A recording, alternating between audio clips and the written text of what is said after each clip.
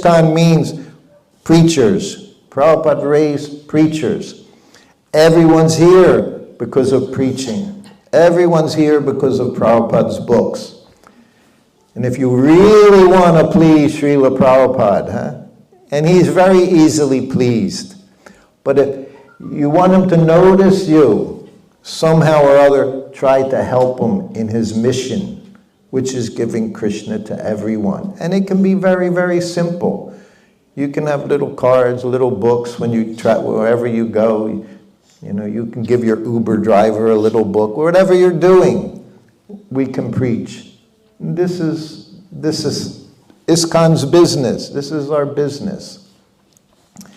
He did the very same thing 2 years later. He was in Delhi.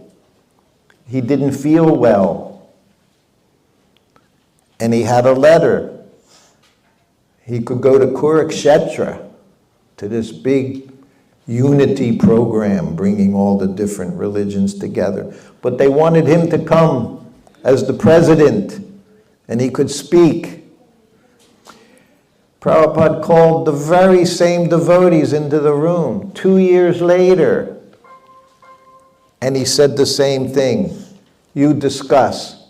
Should I stay here, recover my health, or should I go to Kurukshetra? Said this to him, and then he sent him out of the room. And then I'm massaging him. It was like a rerun, only now instead of Calcutta, we're in Delhi. We're just at some life member's house. There's no temples in Delhi. Prabhupada, wherever he could stay, that's where he stayed. And I'm massaging him again. I'm behind him. So, Sruta Kirti, what do you think I should do?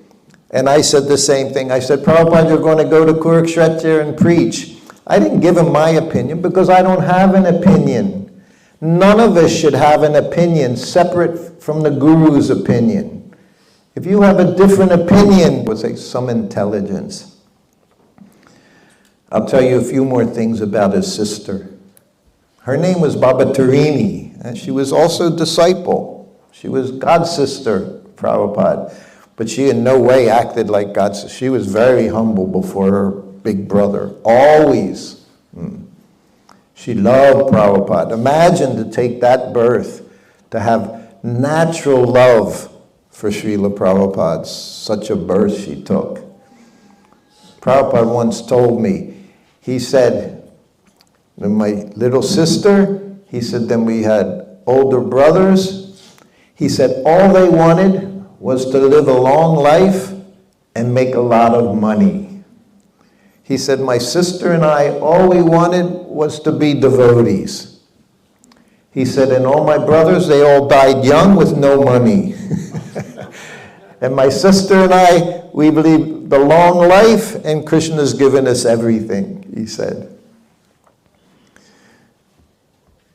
So another day I'm massaging Prabhupada on the veranda, Albert Road Temple in Calcutta.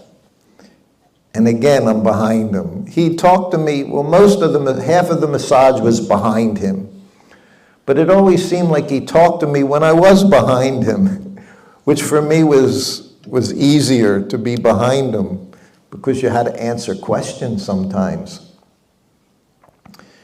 And I'm massaging his back, and Prabhupada's laughing. He's laughing. And he said to me, do you know anyone who's fat without eating?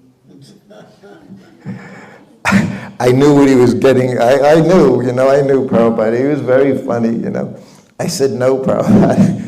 He said, is it possible to become fat without eating?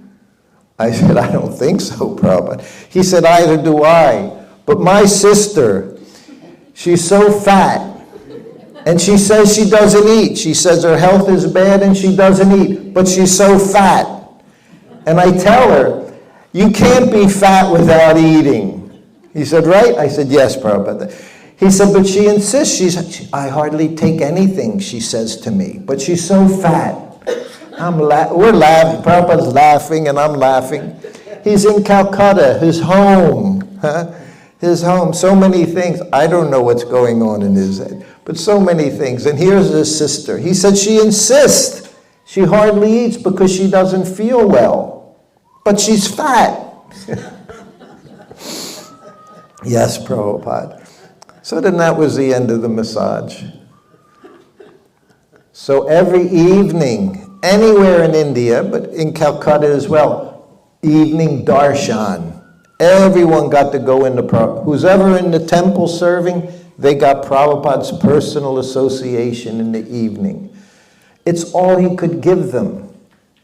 Because we're always sick. We're always struggling for money. We're struggling for food, struggling to keep clean.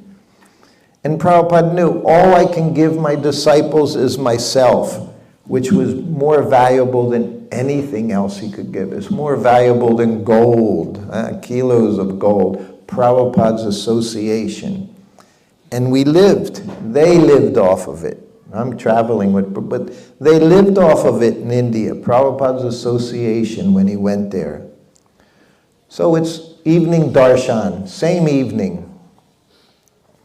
And Prabhupada's talking to his disciples in English. Everyone's speaking English. He's talking to his disciples in English. And his sister comes in, as she did most every evening. She would come in and she would offer obeisances to Srila Prabhupada, and she went to the corner and sat down. Very happily, just being with the devotees, being with her big brother. And Prabhupada stops and he looks at her. He said, just see my sister. She's so fat. And everyone's shocked, Prabhupada's saying, she's so fat, she says she doesn't eat. But she's so fat, and everyone's laughing and laughing. And she says she doesn't feel well and she hardly eats. But he said, look at her, she's so fat. The devotees are laughing and laughing, and Pishima, she's laughing and laughing. She doesn't understand a word being said. But everybody's laughing, Prabhupada's laughing, and she's laughing. So this was Srila Prabhupada. He could just enter your heart and never leave. This was Prabhupada. He was fine. He loved his sister as well. He was making fun of her for whatever reason, but we all just enjoyed seeing Prabhupada. He was a person. He had a personality. Not that you're a pure devotee and you're some kind of robot doing service. No, everyone's person. Prabhupada had a personality, and it was the most wonderful personality. He could chastise you, bring you to tears for doing something you shouldn't do. But he could be humorous and bring you to tears in the same way.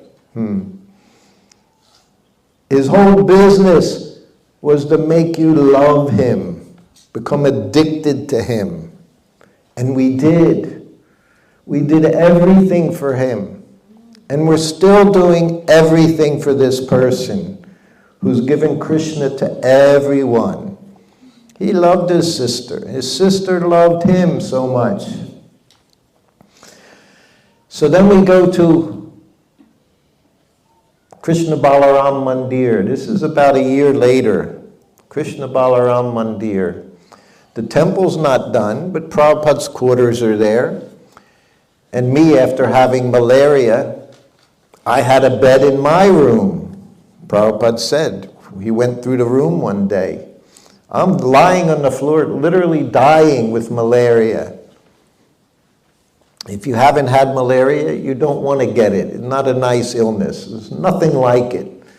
Your head feels like you have a bomb, a nuclear bomb in your head, ready to go off all the time.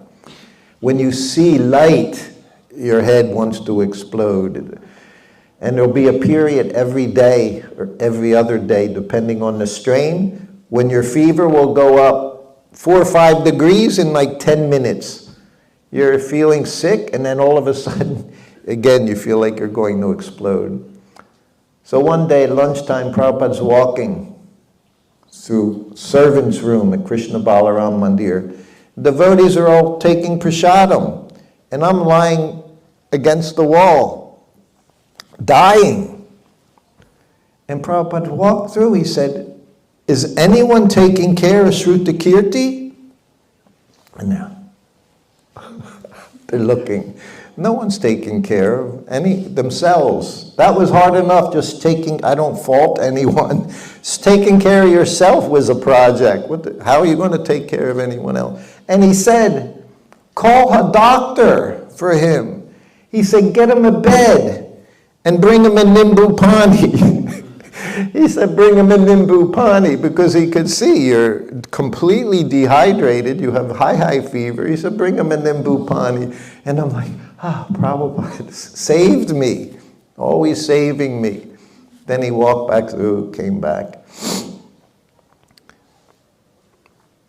So Pishima, she would go into Prabhupada's room. My servant's quarters was behind Prabhupada's sitting room, and there was the entrance. If you're Krishna Balaram Mandir, you should know the setup. But there wasn't always a person there. And Pishima, she would just walk in, just to sit next to Prabhupada, her big brother. So one afternoon, the bell rings. I go in, I offer obeisances. Prabhupada said, sit there. Just like we say, you become the dog of your spiritual master. He said, sit. Just like that. Sit. I sat, just like obedient little puppy. He said, even she's my sister, I can't be alone with her. He said, they'll talk. They'll meant the Goswamis. They were just looking how to criticize Prabhupada and what he's doing. This was their business. Huh? We have this market. It's our market. Prabhupada is spoiling it, making devotees all around the world. Of course, now they're all very, very happy. They're all billionaires by the devotees shopping in Loi Bazaar. And they have pictures of Prabhupada. They have pictures of Narayan Maharaj. They have pictures of whoever it is, your guru, he's our guru too. As long as you're giving money, this is their business. And they still live in the same shacks that they lived in. Anyway, I sat there. So then Prabhupada has this lunch, takes a nap. So I get Prabhupada's lunch, give him his lunch, and Prabhupada's resting, and I go into my room. Pishima's sleeping in my bed. And I don't do anything, but, it's Pishima, this little ball of devotion.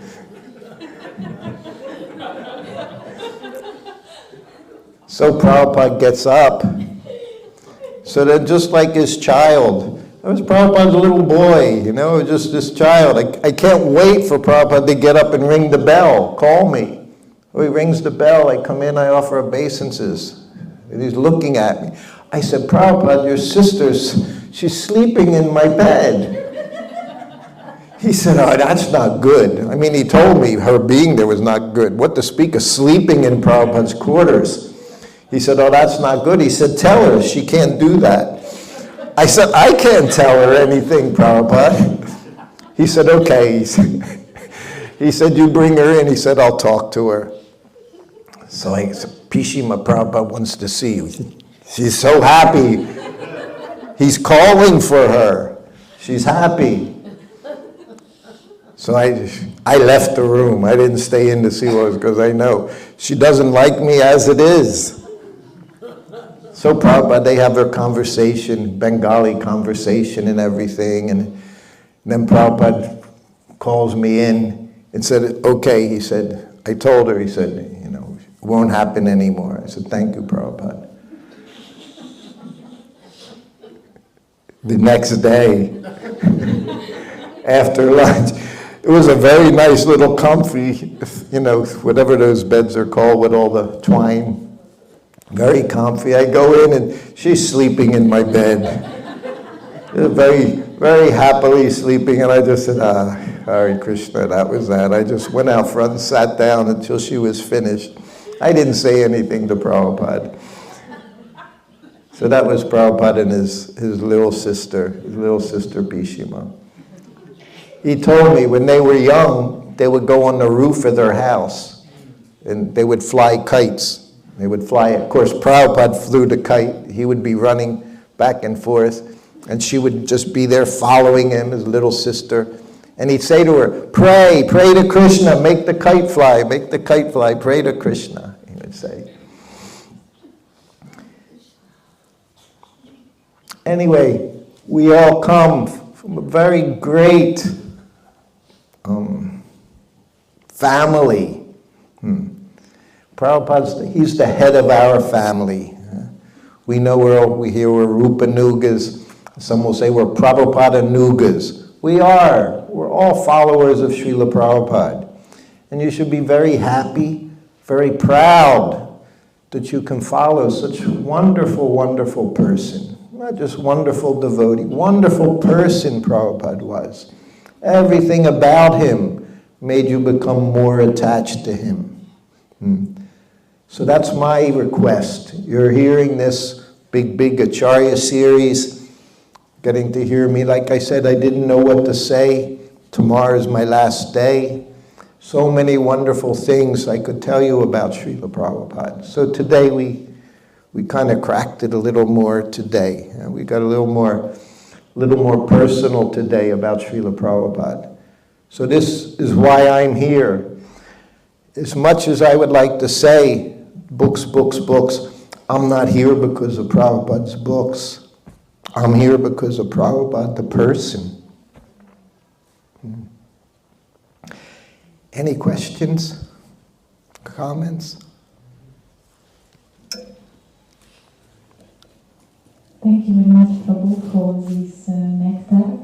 Your katha and your example, they are purifying the heart. I have two small, silly questions. When Prabhupada was still in this world, were there his murtis in the temples? While he was in this world, what's this? Were there his murti, his deity in the temples? The deity of Prabhupada. He's asking whether when Prabhupada was here, was there his murti in the temples also at the same time? He installed so many deities. Of himself. Himself. His. Yeah. Every temple has a murti of Prabhupada. So the question is, was there... I don't know what year Murtis came along. Maybe 74 or so. Generally, the principle is you don't establish the murti until a person disappears. Yeah. But Prabhupada did that once. He installed the Murti at Krishna Balaram Mandir for the grand opening, but he always said it wasn't just Prabhupada on the altars, him and his Guru Maharaj. And Prabhupada would offer obeisances in front of Gaur Nitai's altar when he was there. What he did was never done, but he had the ability to do it. His doing it was proper.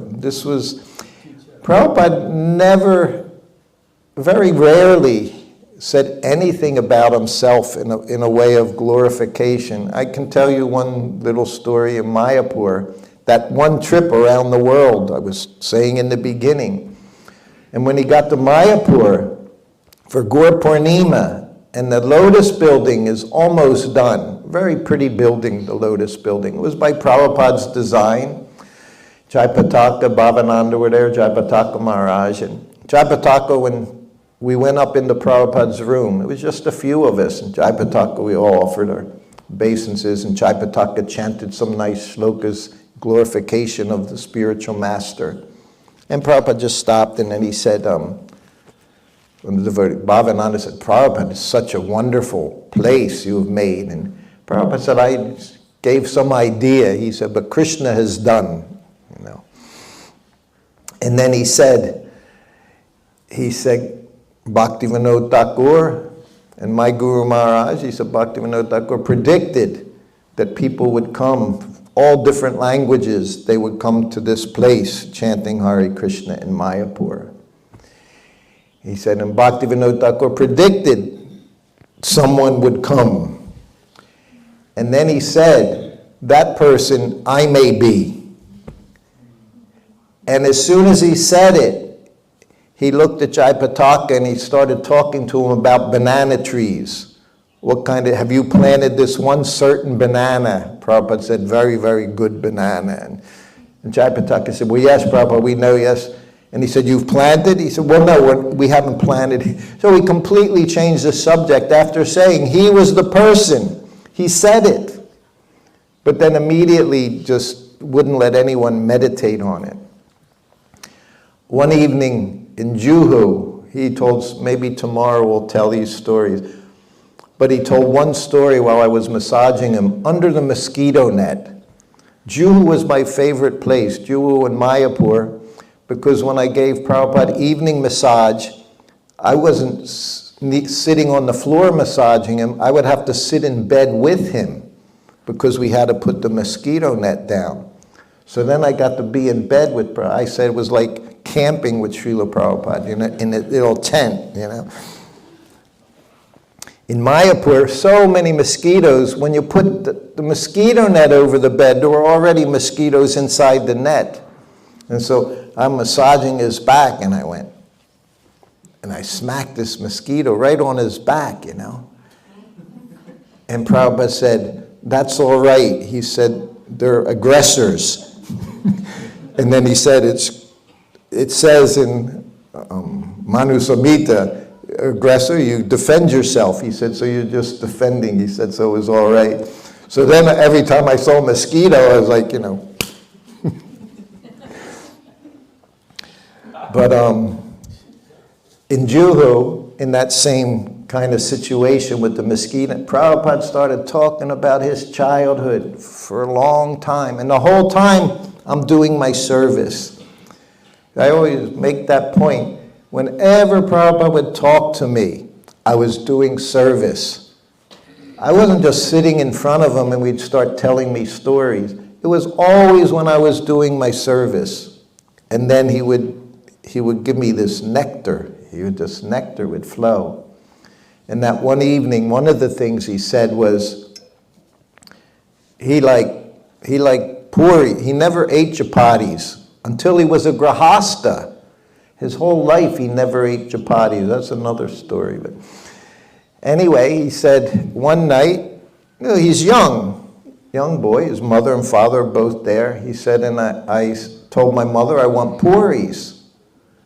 And his mother said, yeah, it's late. She said, I'll make you muri. Of course, Prabhupada the second time, he said, no, I want puris. Prabhupada, you couldn't change his mind. If he wanted something, he was very determined. No one had more determination. Otherwise, how could he do what he did without determination? Huh? So again, she said, no, I'll make you, because he said muri, that was his favorite preparation, puffed rice. So again he said, and she said, no, I'll make you muri. So for the third time, Prabhupada said, no, I want puris. He said, then my father said, if he wants puris, give him puris.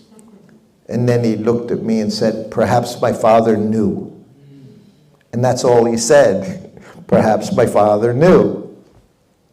So you just have to understand what that meant, because he wouldn't go into details about who he was. It was the astrologers. His father understood. He's not ordinary boy. Huh? Just like prayed for a ray of Vishnu, right? We know Bhaktivinoda prayed for a ray of... Well, Prabhupada's father prayed. Servant. He would always say, please bless my son to be servant of Srimati Radharani. So at that time he said, perhaps my father knew that he would be that person. He didn't get to see that we know of it, but he was that person. So that was Srila Prabhupada. Your order will be obeyed. Your order will be followed. Yeah, yes. Anything else? Just have today and tomorrow, if you have a question you want to ask, anything about Srila Prabhupada, if I can help. We still have few more minutes. If there is no question, I will ask the second. That's it. Anyone else first? No. You can. No, I think someone had not to take it away from you, but give him a chance. Yes, Prabhu. I was just wondering, what was your first impression of Srila Prabhupada?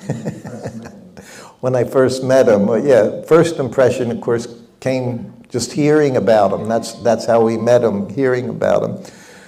But I think I even said that in the beginning. That was in New York when I went there for initiation, for my first initiation. And I think, mostly what you saw was Prabhupada's eyes. That's what I saw, and that's what so many will say. Because, and as it said, just a moment, 1/11th of a second, just to get the glance from the pure devotee, it changed your life. And that's what it was like. Because, at least for me, you're asking me, as I said, his eyes were always like diamond-like because they were always wet. They always seemed wet, like he was ready to cry, in ecstasy. It always looked like he was just a step away. And we know Prabhupada, he guarded himself. Tell that. And in Mayapur, after every 5 different temples, Prabhupada went into ecstasy on the Vyasasana, which meant in the kirtan, he would just get quiet. And then he'd open his eyes. When he got quiet, we would all get quiet. You could hear, like I say, a pin drop. And then he would open his eyes and then everything would move on. And he did it in Mayapur, the Gaur Purnima festival in 75, 500 devotees in front of him. And he was speaking. And again, looking at Lord Nityananda, Lord Chaitanya, what had happened. And of course, Prabhupada knew he did it, but he also knew everything comes from Krishna. Anything I can do is only by the mercy of Krishna. A pure devotee knows that. I'm just instrument. I just pray, right? Like he said, make me dance, make me dance, make me dance. So he went into ecstasy. And after about 15 seconds, there was one sannyasi behind him, started leading kirtan. No one had ever done this. We always waited for Prabhupada to open his eyes, but he started leading kirtan very loud, right there, right behind Prabhupada he was. And Prabhupada opened his eyes, And the kirtan went on. So then after Prabhupada left the temple, he's going up to his room, up the stairs there in Mayapur, and Brahmananda and I were his secretary and servant. Brahmananda and I were going up, and Brahmananda has people with him, and they're all talking and fighting.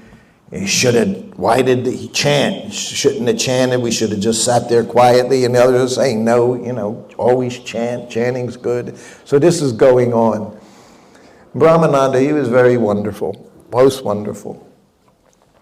And we get up into Prabhupada's room, and Prabhupada's there. If you have a question, you could just ask him. If you had the nerve, you could ask him. So we're both in the room, Prabhupada sitting behind his desk, just casually, and Brahmananda says, so Prabhupada, what should we do when you're on the Vyasasana and you go into ecstasy? And Prabhupada, what a question. Yeah, what a question. That's what I would never ask such a question, and I knew what to do, or so I thought. And Prabhupada looked, he said, I don't do that very often. He just deflected it, like, again, why are you bringing up these, high-level esoteric kind of things? We don't discuss these things. And Prabhupada said, I don't do that very often. And Brahmananda persisted and said, yes, but when it does happen, when it happens, devotees, what should we do? And Prabhupada said, just chant Hare Krishna. He just dismissed it. He said, just chant Hare. Like, no, I don't want to talk about, there's no need to talk about these things. Once, one devotee, he was sannyasi. Prabhupada gave him sannyasi. And he had left Prabhupada and went to his godbrother. This was early 70s, 72, 73. And then he came back to Prabhupada. Prabhupada took him right back. Told you, loyalty, Guru will never leave you. You can leave him. But if you come back humbly, repentant, he takes you back. And he took them back. But then he said to him, Oh, Prabhupada, they say in the mat there, in the Gaudiya mat, that your spiritual master, his swarup is this, and that yours is this. And Prabhupada looked at him. He said, we don't discuss this. And that was the end of it. Didn't say another word. Once devotee asked him, and Prabhupada said, if I told you, you'd faint. I told you you'd faint, he said. Another time he said, it's not your business. Yeah, it's not your business. Not your business. Can you tell us the story about the feet? The what? The feet. The foot story. Maharaj makes me tell this story. I like it. I like it too, but the foot story. So this is at Krishna Balaram Mandir, and I'm giving Prabhupada massage. I've been with him 2 years, over 2 years now. So, very wonderful, because you just do your service. Prabhupada has you do your service. If he wants, he talks to you. If he doesn't want, you're just invisible servant. But I'm beside him now. I've already finished his head and his back, and I'm beside him, and I'm, rubbing. I just did it, and whatever I did, Prabhupada was happy. Like to crack his fingers, that was fun, and his toes. You could crack his toes. And it's not easy when they're covered in oil either, because everything's very slippery. But they're Prabhupada's toes. Anyway, Prabhupada's in a gamsha, I'm in a gamsha, which means it just comes to your knee, above your knees, and I'm sitting cross-legged beside him, and I'm massaging him. I used to rub his belly too. Prabhupada had a nice belly.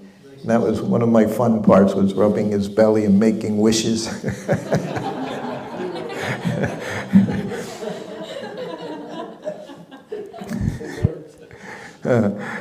Yeah, I'm still here. So I see him. I'm cross-legged, but my feet were showing out of the gamsha. And I see Prabhupada staring at my feet. So of course I became uncomfortable. Prabhupada looking at my feet, I'm looking at his feet. That's different. But he's looking at mine. That's a no-no. And I could see him looking at him, so I kind of shuffled a little, and I covered them. And Prabhupada knows everything. And he looks at me. He said, "Your mother," he said, "is she beautiful?" Now my mother's in her 50s now, and I'm like 23. And I answered and said, "Yes, Prabhupada, she was beautiful, and she was beautiful." Italian woman, my mother was beautiful. So I said, "Yes, Prabhupada." He said, "Because I'm looking at your feet, and you have pretty feet," he said. "Your feet are pretty. And they say that if your feet are pretty, it means your mother, she's beautiful." He said, "So I wanted to see if it was accurate," he said. So that was... I gave my book to my mother and sister. My sister took care of my mother, when she was in her 80s and 70s and 80s practically. She took care of her. And me, of course, I was traveling around the world and then resided here and resided there.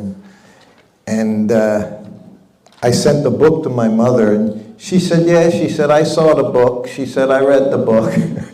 And she said, "Yeah, I saw what he said about me." She said, "He said it on my birthday." So it was literally her birthday when she said that about my mother.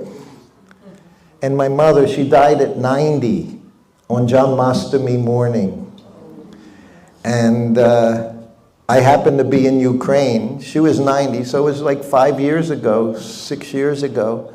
And I was invited to the Ukraine, right where all the wars go, the east part of the Ukraine. All those temples I went to for Prabhupada's, for Vyas Puja, for Janmashtami. I've been there many times in the Ukraine.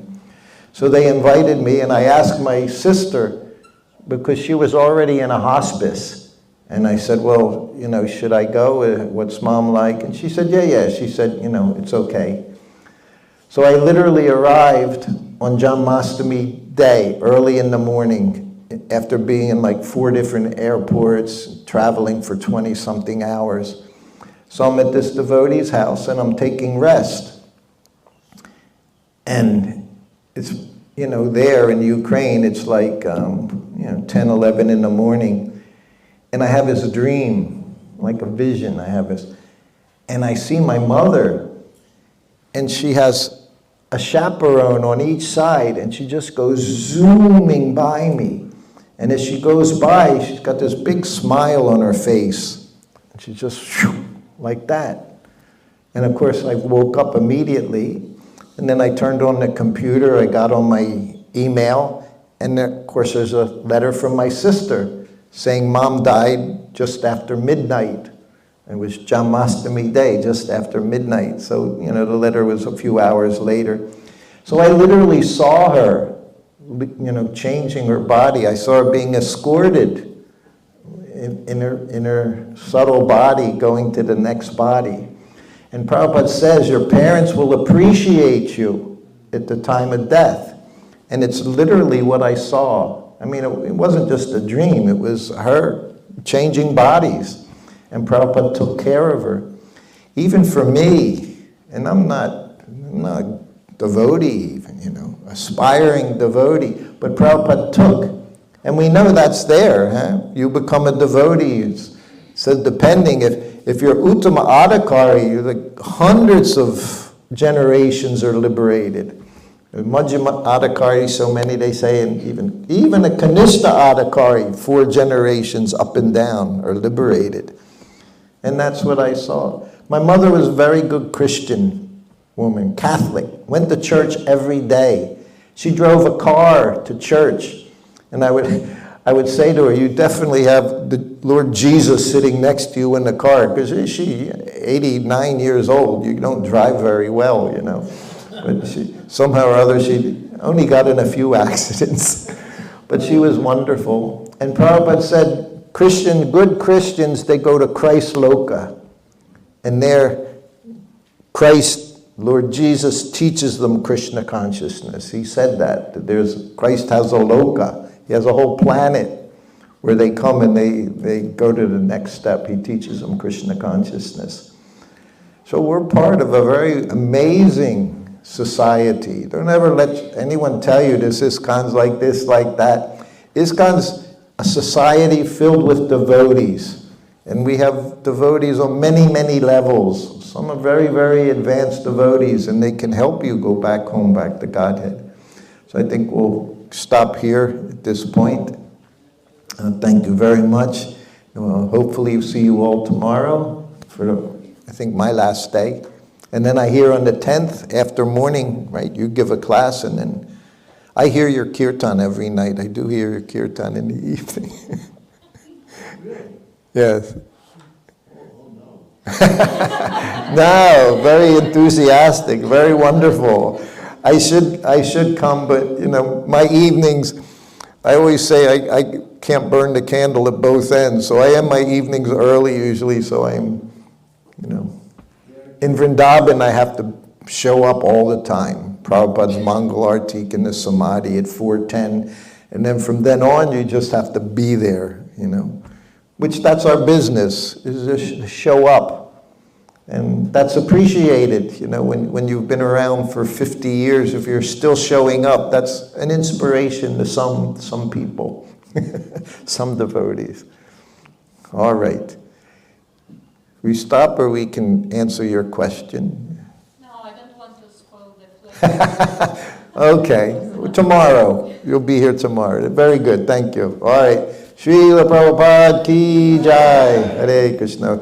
Candramauli Maharaj ki jai. He brought me here. I'm here only because of Maharaj. And somewhere we're supposed to have a pizza festival. So there are a lot of you here. My wife and I, we can give you all kinds of good instructions and help, but we need you to do the work and decide